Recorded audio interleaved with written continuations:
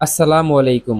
বন্ধুরা, আপনার স্ক্রিনে এখন যে গ্যাস ক্ষেত্রটি দেখছেন, এই গ্যাস ক্ষেত্রটির অবস্থান দক্ষিণ ভূমধ্যসাগরে। যে গ্যাস ক্ষেত্রটির নাম দেয়া হয়েছে লেভিথান গ্যাস ফিল্ড। এখন দেখুন, ইসরায়েলের পক্ষ থেকে নিশ্চিত করা হয়েছে এই যে লেভিথান গ্যাস ক্ষেত্র, এখানে কিন্তু প্রায় 22 ট্রিলিয়ন ঘনমিটার গ্যাসের একটা বিশাল মজুদ রয়েছে, যা কিন্তু ইসরায়েলি যে সাধারণ নাগরিকরা রয়েছেন তা ব্যবহার করে অন্তত 200 বছর নিজেদের জীবন পরিচালনা করতে পারবে। বন্ধুরা, অত্যন্ত স্পর্শকাতর এই বিষয়টিকে কেন্দ্র করে এই জায়গায় বলে রাখা ভালো, আন্তর্জাতিক বাজারে যে বর্তমান গ্যাসের মূল্য রয়েছে সেই অনুপাতে এই 22 ট্রিলিয়ন ঘনমিটার গ্যাসের মূল্য হচ্ছে প্রায় $228 বিলিয়ন।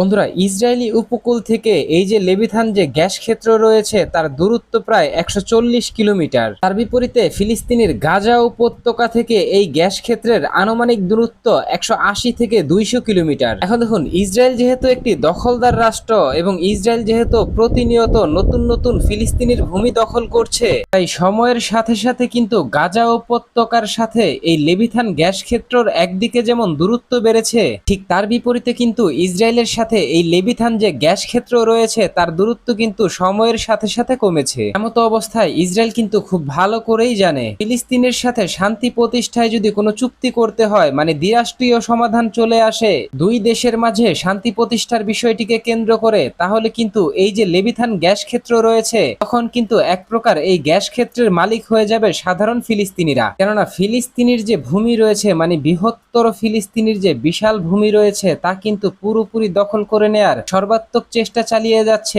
ইহুদি রাষ্ট্র ইসরায়েল।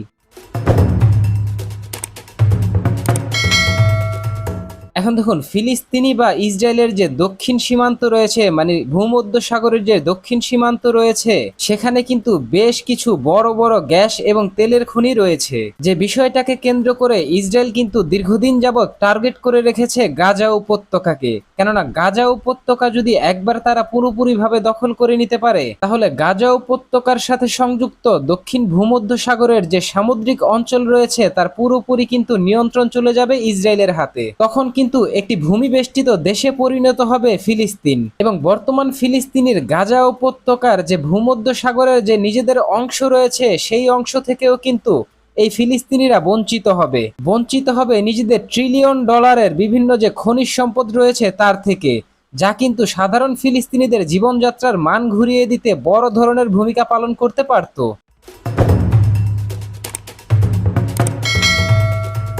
বন্ধুরা, অত্যন্ত স্পর্শকাতর এই বিষয়টিকে কেন্দ্র করে এই জায়গায় বলে রাখা ভালো, ইসরায়েল যে শুধুমাত্র গাজা উপত্যকা নিজেদের ভূমি বৃদ্ধি করার জন্য দখল করতে চাইছে, বিষয়টা কিন্তু মোটেও এমন নয়। বিষয়টা হচ্ছে, ইসরায়েল যদি একবার গাজা উপত্যকা পুরোপুরি নিজেদের নিয়ন্ত্রণে নিতে পারে, তাহলে কিন্তু গাজা উপত্যকার সাথে যে সমুদ্র সীমা রয়েছে তা কিন্তু ইসরায়েলের পক্ষে চলে যাবে, এবং ইসরায়েল সেই সমুদ্রে থাকা ট্রিলিয়ন ডলারের যে খনিজ সম্পদগুলো রয়েছে তা বিক্রি করে দ্রুত সময়ের মাঝে বিশ্বের অন্যতম অর্থনীতি শক্তিশালী একটি দেশ হতে পারবে।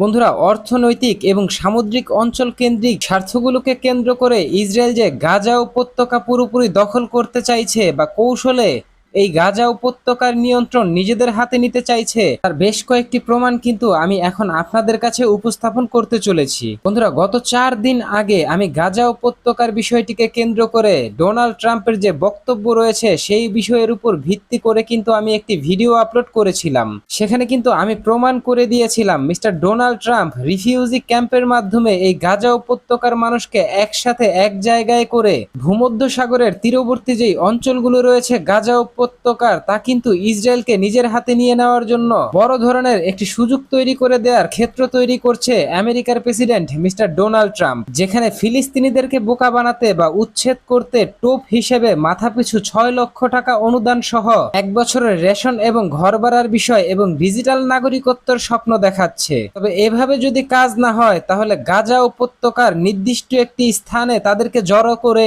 90% গাজা উপত্যকার ভূমি ডোনাল্ড ট্রাম্পের আমেরিকার হাতে নিয়ন্ত্রণ দিয়ে দেওয়ার জন্য বলা হয়েছে।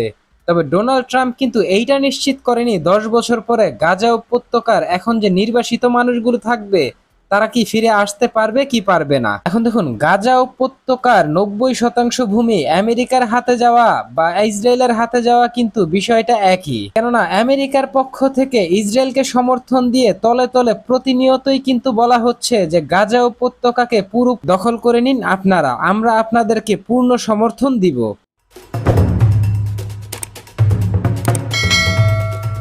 বন্ধুরা, আপনারা ইতিমধ্যেই জানেন ইসরায়েলি সশস্ত্র বাহিনীর প্রধান মানে আইডিএফ এর যে প্রধান রয়েছেন মিস্টার ইয়ার জামিল, তার সাথে কিন্তু গাজা উপত্যকা সম্পূর্ণ ভয়াবহ অভিযানের মাধ্যমে দখল করার বিষয়টিকে কেন্দ্র করে কিন্তু ইসরায়েলি প্রেসিডেন্ট মিস্টার বেনিয়ামিন নেতানিয়াহুর রয়েছে ব্যাপক মতপার্থক্য।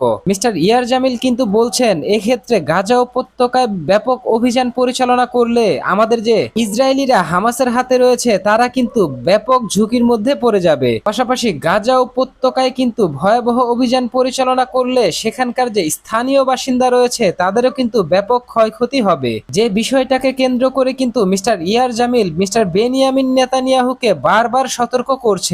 তবে মিস্টার বেনিয়ামিন নেতানিয়াহু কিন্তু তিনি তার পদক্ষেপ থেকে মোটেও কোনোভাবেই বিন্দু পরিমাণ পিছিয়ে আসতে চাচ্ছে না। তবে ইসরায়েলি আইডিএফ প্রধান মিস্টার ইয়ার জামিল কিন্তু ইসরায়েলি প্রধানমন্ত্রী মিস্টার বেনিয়ামিন নেতানিয়াহুকে বেশ কয়েকবার সতর্ক করে বলেছিলেন গাজা উপত্যকায় ব্যাপক অভিযান পরিচালনা করলে নিজেদের যে সশস্ত্র বাহিনী রয়েছে এক পর্যায়ে তাদের মধ্যেই কিন্তু ব্যাপক অসন্তুষ্টি চলে আসতে পারে।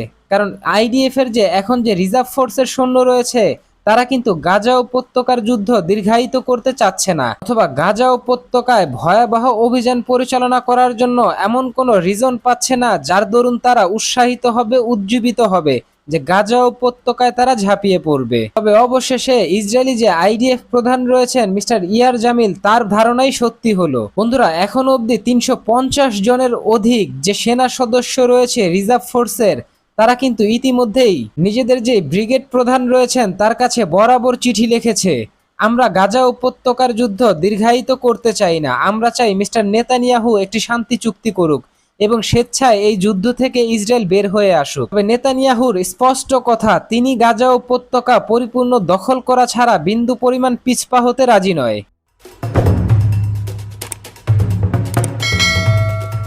বন্ধুরা, আপনারা ইতিমধ্যেই জানেন মিশরের সাথে ইসরায়েলের যে লেভিথান গ্যাস ক্ষেত্র রয়েছে সেখান থেকে কিন্তু গ্যাস বিক্রি করার মানে ইসরায়েলের অভ্যন্তর থেকে মিশরের অভ্যন্তরে গ্যাস সরবরাহ করার 35 বিলিয়ন ডলারের ইসরায়েলি ইতিহাসের সবচেয়ে বড় একটি রপ্তানি চুক্তি করা হয়েছে। যে খসড়া চুক্তিটি কিন্তু হয়েছিল 8ই আগস্ট ইসরায়েল এবং মিশরের মাঝে। তবে তার বেশ কয়েকদিন পরে মিশরের পক্ষ থেকে হুট করেই গাজা উপত্যকায় ব্যাপক অভিযান পরিচালনা করা হতে পারে ইসরায়েলের পক্ষ থেকে।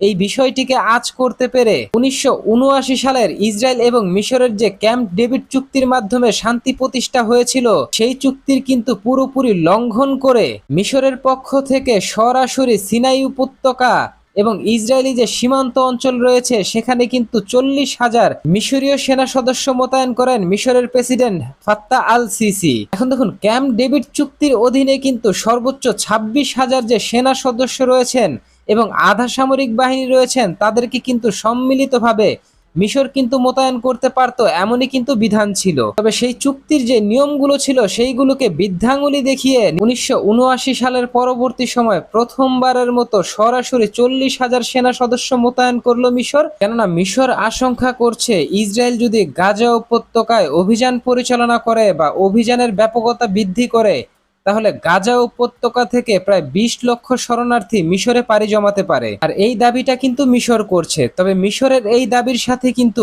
মোটেও একমত নয় ইসরায়েলি সশস্ত্র বাহিনী অথবা ইসরায়েলি প্রধানমন্ত্রী mister Benjamin Netanyahu camp David চুক্তির লঙ্ঘন এবং হঠাৎ করেই 40,000 সেনা ইসরায়েলি সীমান্তে জড়ো করার বিষয়টিকে কেন্দ্র করে পুরোপুরি ভড়কে গেছেন। তিনি কিন্তু কোনোভাবেই মিশরকে বিশ্বাস করতে পারছেন না। যে বিষয়টিকে কেন্দ্র করে ইসরায়েলি প্রধানমন্ত্রী মিস্টার বেনিয়ামিন নেতানিয়াহু সরাসরি বলেছেন, আইন ভঙ্গ করে নিজ সীমান্তে মানে ইসরায়েলের সীমান্তে 40,000 সেনা মোতায়েন করা সেটা সুস্পষ্ট আইনের লঙ্ঘন এবং এটা ইসরায়েলের যে রাষ্ট্রীয় জাতীয় নিরাপত্তা রয়েছে তার জন্য সরাসরি হুমকি।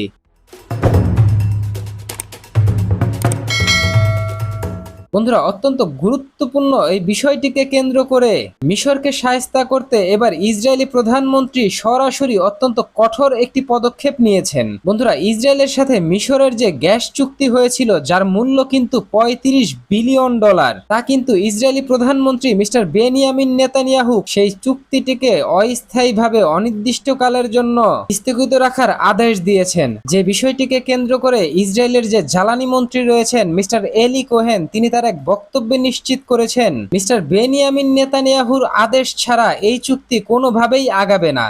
তাই তাকে সন্তুষ্ট করতে হবে সবার আগে। মানে এখানে অস্পষ্টভাবে mister Eli Cohen Israeli president mister Benjamin নেতানিয়াহুকে সন্তুষ্ট করার কথা বলেছেন। এখন সেই সন্তুষ্টিটা আসতে পারে একটি রাজনৈতিক পদক্ষেপের মাধ্যমে। তা হচ্ছে ইসরায়েল সীমান্তবর্তী অঞ্চলে যেই 40,000 সেনা সদস্য মোতায়েন করেছে মিশর, তা প্রত্যাহার করে নিতে হবে মিশরকে। পাশাপাশি গাজা উপত্যকার যুদ্ধ বন্ধে ইসরায়েলের কোনো নিন্দা করা যাবে না এবং আন্তর্জাতিক আদালতে মিস্টার বেনিয়ামিন নেতানিয়াহুর বিরুদ্ধে যুদ্ধ অপরাধের অভিযোগ এনে আইসিসিতে দক্ষিণ আফ্রিকার পক্ষ থেকে ইসরায়েলের বিরুদ্ধে যেই অভিযোগ করা হয়েছে এবং সেই অভিযোগের বিষয়টিকে কেন্দ্র করে ইসরায়েলের বিরুদ্ধে যুদ্ধ অপরাধের অভিযোগের বিষয়টিকে নিজেরা সমর্থন দিয়ে আরো পরিপক্ক করছে মিশর, সেখান থেকে সরাসরি সরে আসতে হবে মিশরকে এবং প্রয়োজনে আন্তর্জাতিক আদালতে ইসরায়েলের পক্ষে সাফাই গাইতে হবে যে ইসরায়েল গাজা উপত্যকায় কোনো ধরনের যুদ্ধ অপরাধ করেনি। তাহলেই শুধুমাত্র ইসরায়েলি প্রধানমন্ত্রী মিস্টার বেনিয়ামিন নেতানিয়াহু পুনরায় আবার মিশরের সাথে এই জ্বালানি চুক্তিটি করতে, মানে গ্যাস রপ্তানি চুক্তিটি করতে সম্মত হবেন।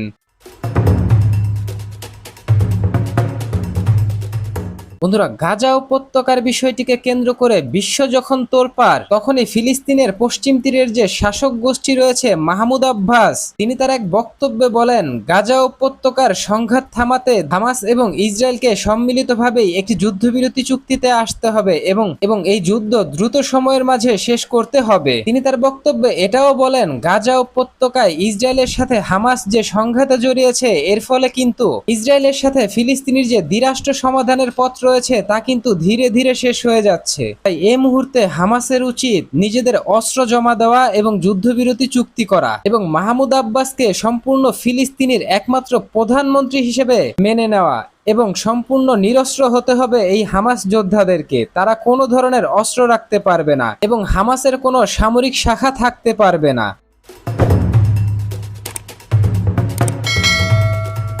বন্ধুরা, ইতিমধ্যেই হামাসের পক্ষ থেকে মাহমুদ আব্বাসের এই দাবিকে সরাসরি প্রত্যাখ্যান করা হয়েছে এবং তারা বলেছেন মাহমুদ আব্বাসের কাছে কখনোই হামাস যে বীর যোদ্ধারা রয়েছেন তারা কখনোই আত্মসমর্পণ করবেন না এবং ফিলিস্তিনিকে স্বাধীন রাষ্ট্র প্রতিষ্ঠিত না করা অবধি তারা তাদের সংগ্রাম চালিয়ে যাবে। তবে পিএলও প্রধান মাহমুদ আব্বাস বলেছেন তিনি হামাসের সম্মতি পেলে গাজা উপত্যকার নিয়ন্ত্রণ সহ পুরো ফিলিস্তিনির নিয়ন্ত্রণ নিতে তৈরি আছেন। বন্ধুরা, অত্যন্ত স্পর্শকাতর এই বিষয়টিকে কেন্দ্র করে বলে রাখা ভালো, মাহমুদ আব্বাসের পুরো ফিলিস্তিনির নিয়ন্ত্রণ নেয়ার বিষয়টিকে কেন্দ্র করে আন্তর্জাতিক বিশ্লেষকরা বলছেন মিস্টার বেনিয়ামিন নেতানিয়াহু যেহেতু আইডিএফ এর মাধ্যমে গাজা উপত্যকার নিয়ন্ত্রণ খুব সহজে নিতে পারছে না, তাই নতুন কৌশল হিসেবে মাহমুদ আব্বাসের মাধ্যমে এই গাজা উপত্যকার নিয়ন্ত্রণ বড় কোনো সংঘর্ষ ছাড়াই নিজেদের হাতে পেয়ে যাওয়ার জন্য সর্বাত্মক চেষ্টা করছে ইসরায়েলি প্রধানমন্ত্রী মিস্টার বেনিয়ামিন নেতানিয়াহু। কারণ মাহমুদ আব্বাসকে বলা হয়ে থাকে মিস্টার বেনিয়ামিন নেতানিয়াহুর অত্যন্ত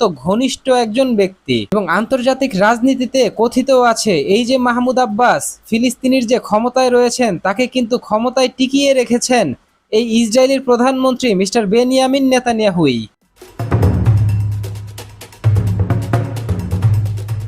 এখন দেখুন, মিশরের পক্ষ থেকে এখনো অবধি এমন কোনো প্রতিক্রিয়া দেখানো হয়নি যে মিশর ইসরায়েলকে আশ্বস্ত করতে পেরেছে যে 40,000 সেনা সদস্য তারা দ্রুতই সরিয়ে নিবে এবং আন্তর্জাতিক অপরাধ ট্রাইব্যুনালে ইসরায়েলি প্রধানমন্ত্রী মিস্টার বেনিয়ামিন নেতানিয়াহুর বিরুদ্ধে যে যুদ্ধ অপরাধের মামলা চলছে সেখান থেকেও যে নিজেদের সমর্থন সরিয়ে নিবে, এই বিষয়টিকে কেন্দ্র করে কিন্তু মিশরের পক্ষ থেকে বড় কোনো পদক্ষেপ নেওয়া হয়নি। তবে ইসরায়েলের পক্ষ থেকে সরাসরি বলে দেওয়া হয়েছে ইসরায়েলি প্রধানমন্ত্রী মিস্টার বেনিয়ামিন নেতানিয়াহু যদি সন্তুষ্ট হয় তাহলেই এই চুক্তি হতে পারে। এখন দেখার পালা ইসরায়েলের চাহিদা অনুযায়ী মিশর কি ইসরায়েলের সমস্ত চাহিদা পূরণ করে নাকি দেরিতে হলেও মিশর তার নিজের ভুল বুঝতে পেরে মুসলিম উম্মার পাশে দাঁড়ায়। তো বন্ধুরা, হঠাৎ করেই মিশরের পক্ষ থেকে 1979 সালের শান্তি চুক্তির আইন লঙ্ঘন করে সিনাই উপদ্বীপে 40,000 সেনা মোতায়েন করা মিশরের এবং গাজা উপত্যকার নিয়ন্ত্রণ নেওয়ার বিষয়টিকে কেন্দ্র করে মাহমুদ আব্বাসের পক্ষ থেকে হামাসকে নিরস্ত্র করতে চাওয়া এ সম্পর্কে আপনি কি ভাবছেন? আপনার গুরুত্বপূর্ণ মতামতটি জানিয়ে দিন কমেন্ট বক্সে। আমাদের ভিডিওটি ভালো লাগলে আমাদের সমর্থন করতে ভিডিওটিতে লাইক, কমেন্ট, শেয়ার এবং চ্যানেলটিকে সাবস্ক্রাইব করে সঙ্গে থাকুন। ধন্যবাদ।